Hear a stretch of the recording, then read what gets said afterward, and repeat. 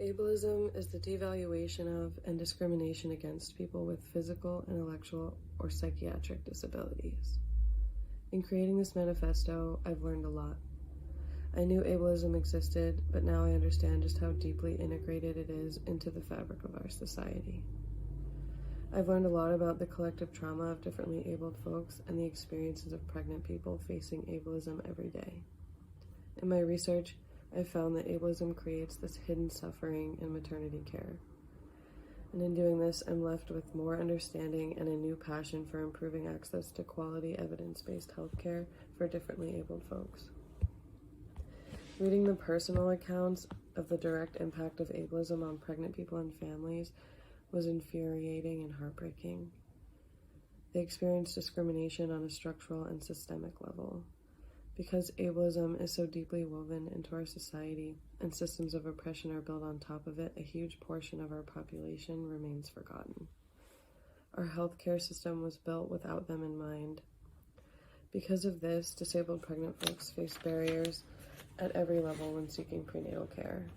Some of the main ones being poor environmental accessibility, exclusion from informational resources, inadequate or unsafe provider training, and social stigma.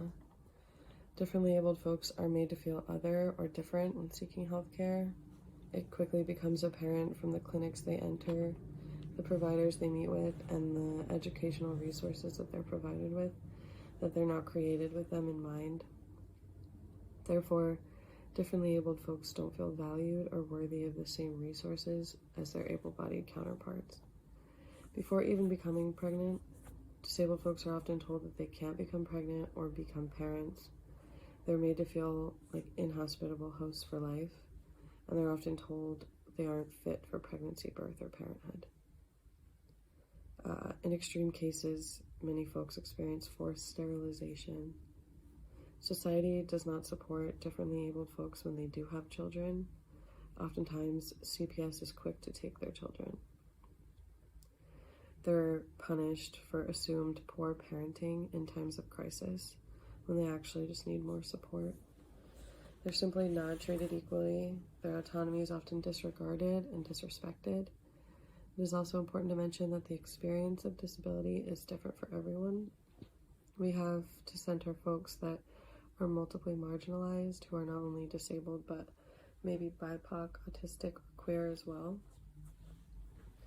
There's a serious lack of representation and visibility, especially for those that find themselves at all those intersections. The trauma that results in disabled folks from ableism varies, and most people carry multiple forms of trauma. A lot of differently abled folks experience financial insecurity, neglect, sexual, financial, and psychological abuse. And most live with chronic stress from facing ableism and disability bias every day, as well as all of the things that come with that, like microaggressions, misconceptions, misinformation, misunderstanding from everyone and their healthcare providers as well. Looking for specific statistics on this group is very difficult. It's hard to nail down numbers when it comes to ableism in healthcare. They're often forgotten in studies for quality improvement in healthcare, which is very symbolic. Hospitals and providers are not aware or honest about the ableism that they commit every day and the ableism that is interwoven into the whole system. It was difficult to find exact statistics, but we do know that we will encounter disabled folks in our care. That's what matters. Care for disabled folks should be included in trauma-informed care, and all midwives should be equipped to care for differently abled people. As midwives, we can help our differently abled clients by being their advocate. We can help provide them with information about their rights as a patient, and in some cases, maybe bridge the gap between themselves and their doctors, and kind of advocate for increased support in times of crisis. One of the best things we can do is empower our differently abled clients, although they will already be pretty used to having to figure things out for themselves. In a world that tells them that they're unfit for pregnancy and birth, the best thing we can do is remind them that that's not true.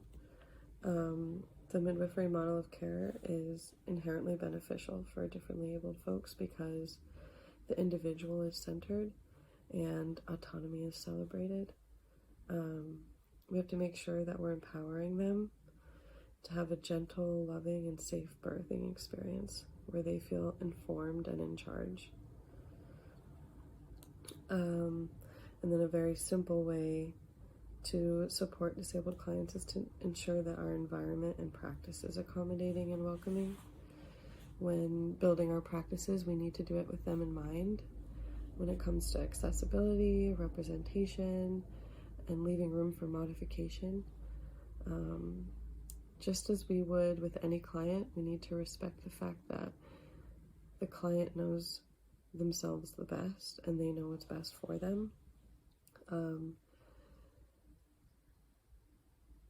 The best thing we can do is work together to create like a prenatal care plan and a birth plan that is individualized and unique to their needs. Practicing shared decision making and informed consent will change their health care experience for the better. I think the biggest thing we can do, I just want to reiterate, is when we build our practices to do it with disabled folks in mind. Far too often these systems are created without them. So